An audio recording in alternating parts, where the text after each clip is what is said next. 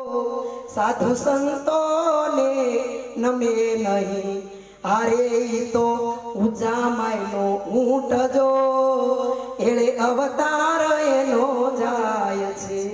એટલે મુદાસ બાપુએ ગાયું કે દુનિયા હું પદ લઈ હાલી ખોળતા એકે જગ્યા નહીં ખાલી। આ જગતની અંદર કોઈ એમ નથી કહેતો કે હું આવો છું મહારાજ, કોઈ કે હું આવો એમ હું ખરાબ છું કોઈ કે?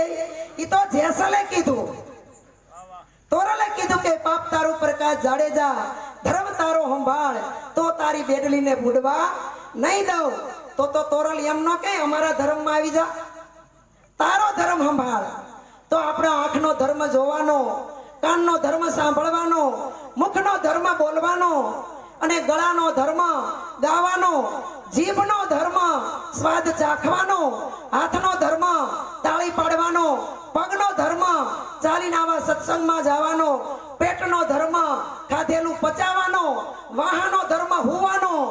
પણ ખોડીદાસ મહારાજ કે તારો ધર્મ હું, તારો પોતાનો ધર્મ હું।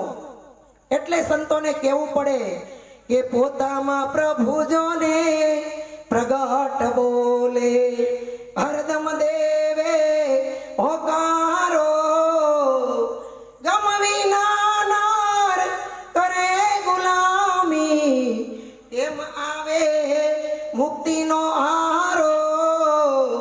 પોતામાં પ્રભુ જોને પ્રગટ બોલે, કારણ કે આ મૂર્તિ બધી છે ને એ પ્રગટ છે હો, અને પ્રગટ હોય ને એ બાપા બોલે, અપ્રગટ હોય કોઈ દી બોલે નહીં। આપણે ગુરુ મહારાજ નું જ્ઞાન લીધા પછી થાંભલી બોલે, ફોક્સ બોલે, તોરણ બોલે, આ ગાદી બોલે, તકિયો બોલે, સંતો બોલે, ખુરશી બોલે, પણ પોતાનો હગો ભાઈ ન બોલે। આ ખામી છે। અહીંયા હરખું કરો પછી આ કાર્ય કરો। આ તો હગા ભાઈ નું હારું જોઈ શકતો નથી, ઈ તો બધું ઠીક।